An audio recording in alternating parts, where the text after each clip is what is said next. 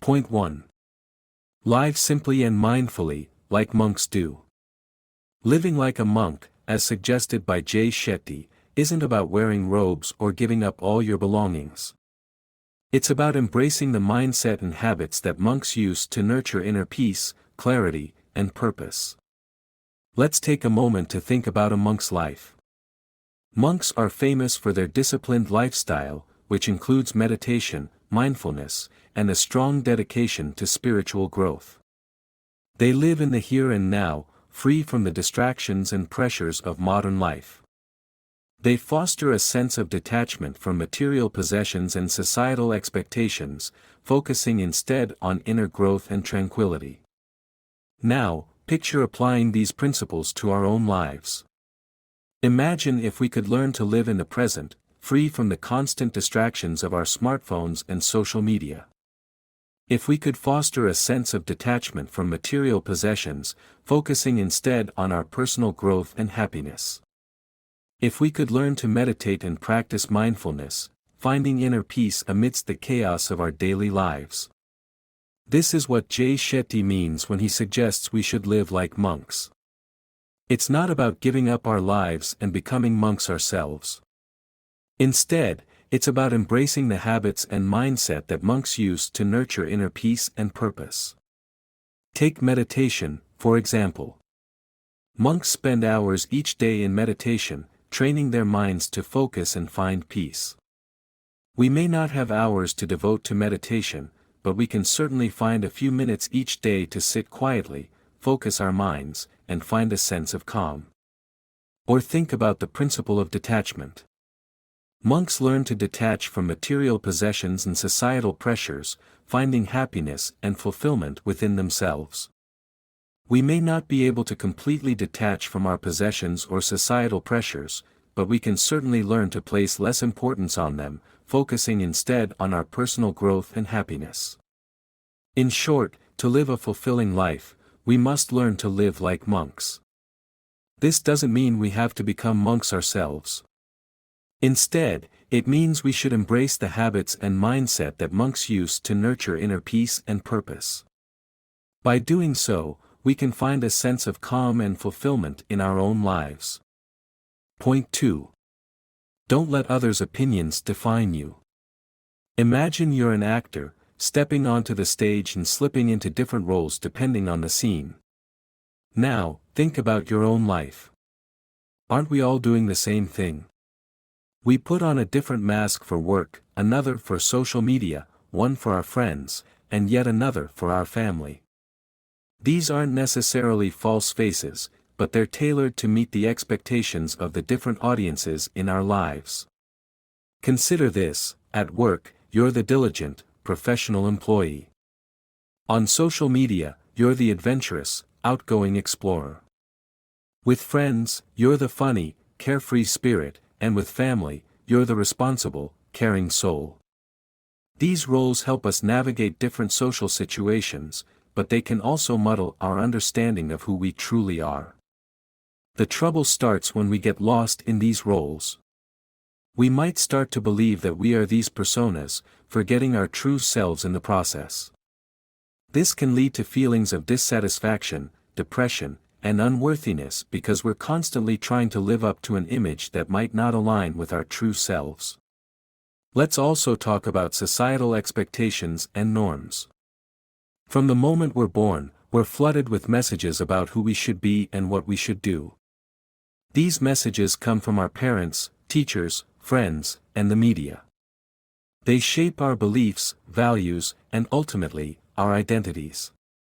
For instance, society might tell us that success means having a high-paying job, a big house, and a perfect family.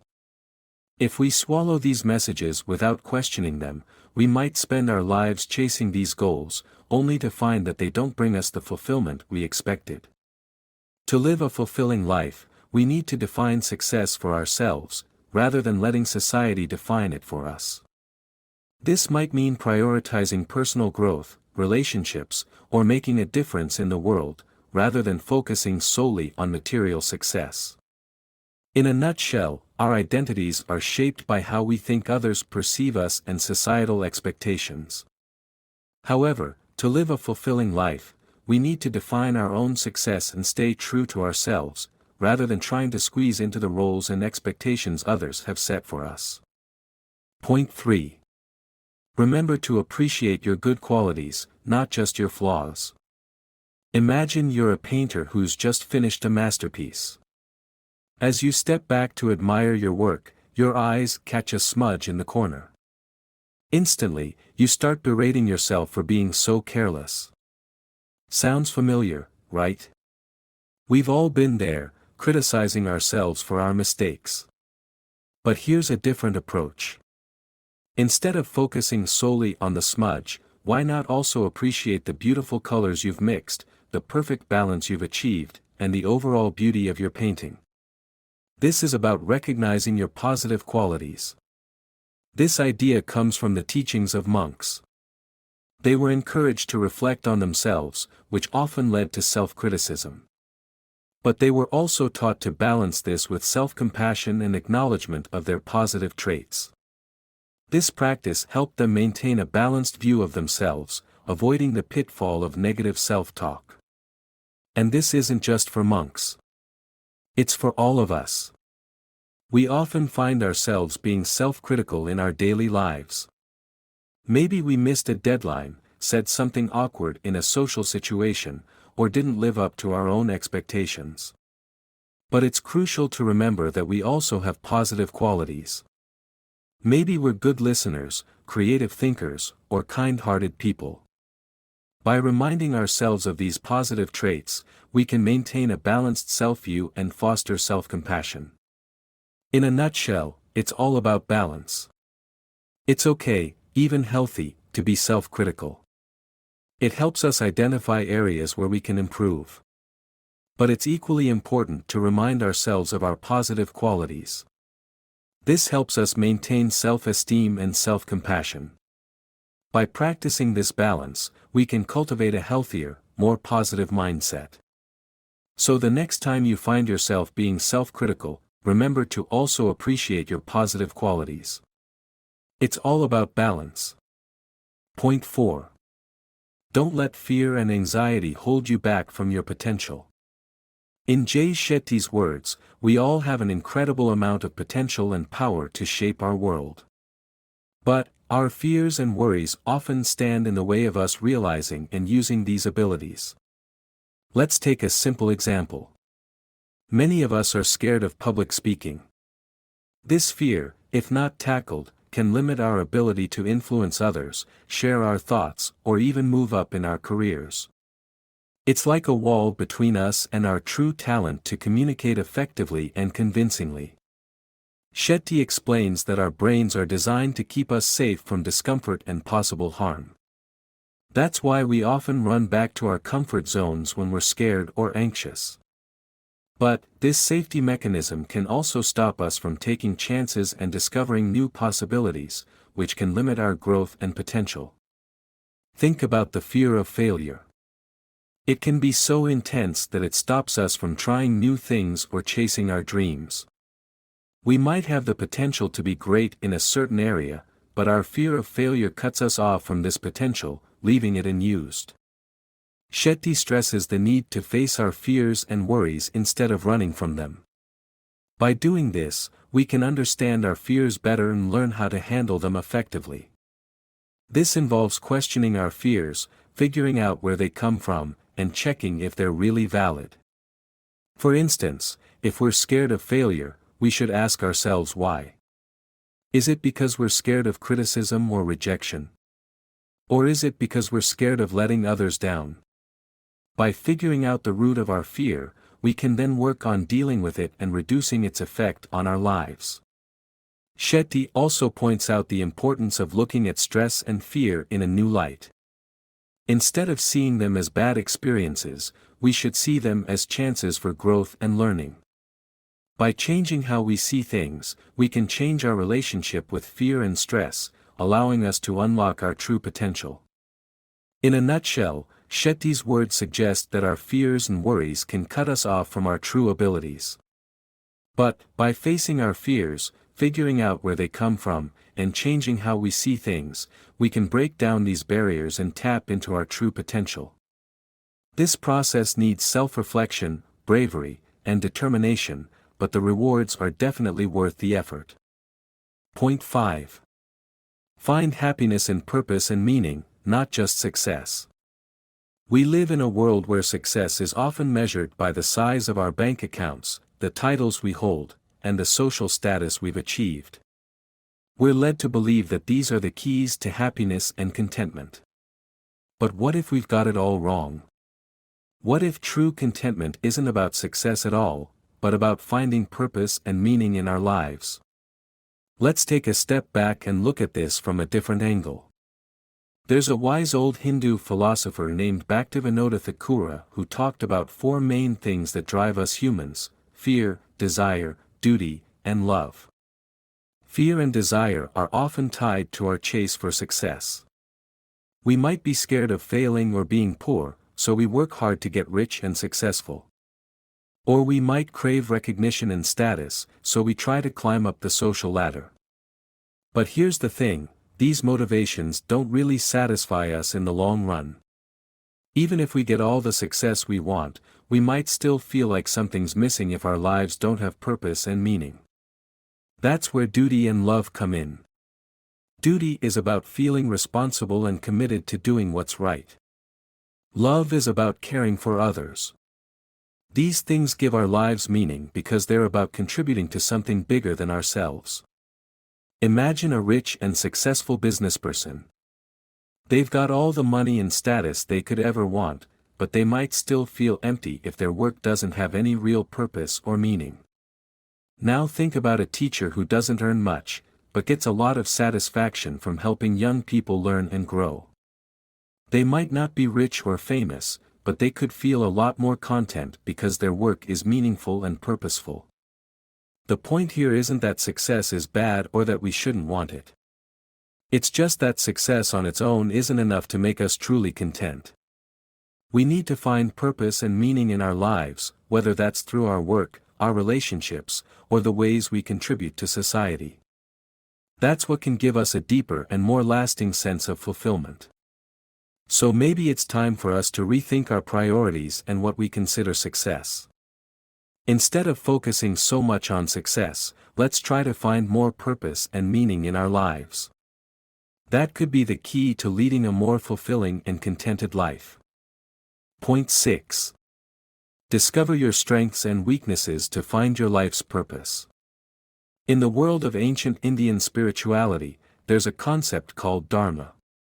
It's a bit like your life's mission or purpose, the path that leads you to the best version of yourself and the most satisfying life you can live. Shetty, a former monk turned motivational speaker, talks a lot about Dharma. He believes that to find your Dharma, you need to understand your strengths and weaknesses. Your strengths are like a compass, pointing you towards where you can make the biggest difference. Your weaknesses, on the other hand, show you where you need to improve or get help. Let's say you're a natural at communicating and understanding others' feelings. Your Dharma might be in counseling or social work, helping others navigate their emotions. But if you're not so great at staying organized or disciplined, you'll need to work on these areas or find someone who can help you to fully live your Dharma. But finding your Dharma isn't just about understanding your strengths and weaknesses. It's also about passion and purpose. Shetty says that if you're only doing something for the applause, you're not really passionate about it. And if you're chasing your interests without thinking about how they can help others or make the world a better place, your passion is missing a purpose. Imagine someone who wants to work in finance or law because they think it's a respected and well-paying job. But if they don't actually enjoy the day-to-day tasks, the work environment, or the energy these jobs require, then these careers might not be their Dharma. Shetty also challenges 2 common beliefs, that we can't achieve anything big, and that we can be anything we want. He offers a different perspective: we can't be anything we want because our potential isn't limitless. But we can be everything we are, meaning we can fully express and live out our unique potential. So how do we do this? Shetty suggests establishing routines, just like a monk would. Routines might seem boring or limiting, but they actually provide a structure that allows for creativity and deep engagement in our tasks. By doing the same tasks at the same time and place, we create a consistent energy that helps us stay focused and present, instead of getting distracted or frustrated. In a nutshell, Shetty's take on Dharma encourages us to understand our strengths and weaknesses, align our passion with purpose, challenge societal beliefs about our potential, and establish routines that support our focus and creativity. By doing so, we can discover and live our Dharma, leading to a fulfilling and purposeful life. Point 7. Cut out distractions to better understand your inner thoughts. Imagine your mind as a chariot being pulled by 5 horses, a metaphor borrowed from ancient Hindu texts, the Upanishads. The chariot is your body, the horses are your senses, the reins are your mind, and the charioteer is your intellect. When the charioteer, your intellect, is asleep at the wheel, the horses, your senses, run wild. They pull the chariot, your body, wherever they please. This is like being led by your senses, reacting on impulse to things like food, money, power, or influence. It's easy to get lost, chasing after temporary pleasure and instant gratification, instead of focusing on what's truly important for your long-term well-being. But when the charioteer is awake and in control, he can guide the horses and steer the chariot along the right path. This is like being in control of your senses, not getting distracted by every shiny thing that comes your way. True freedom, as the book suggests, comes when we let go of our selfish desires and step out of the ego's tight grip. The ego is often all about I, me, and mine. It's a call to be humble, because thinking you know it all can be a big roadblock to learning and growing. The ego can be a tricky thing. It often pushes us to show off, to pretend we're smarter or better than we really are. It hides our true selves. But it's important to know the difference between ego and self-esteem. Ego is all about getting validation and approval from others, while self-esteem is about accepting yourself as you are. Ego thinks it knows everything, while self-esteem is open to learning from anyone. Ego wants to prove itself, while self-esteem just wants to express itself. Understanding this difference is a big step towards finding happiness and peace. So, the key to a peaceful and purposeful life is to control our external distractions, listen to our internal voices, and let go of our ego. It's not always easy, but it's definitely worth the effort. Point 8. Understand yourself first, then you can understand others. In Shetty's teachings, he emphasizes the importance of first understanding ourselves before we can truly understand others. This idea can be broken down into 2 simple steps, introspection and empathy. Introspection is like tidying up your own room before inviting friends over. It's about taking a deep dive into our own minds, understanding our thoughts, feelings, and what drives us. This involves a bit of self-reflection, some meditation, and a good dose of mindfulness. It's all about being aware of our own thoughts and emotions, and figuring out why we react the way we do. Let's say, for example, you notice that you tend to get angry when you're stressed. Once you're aware of this, you can take steps to manage your stress and keep your anger in check.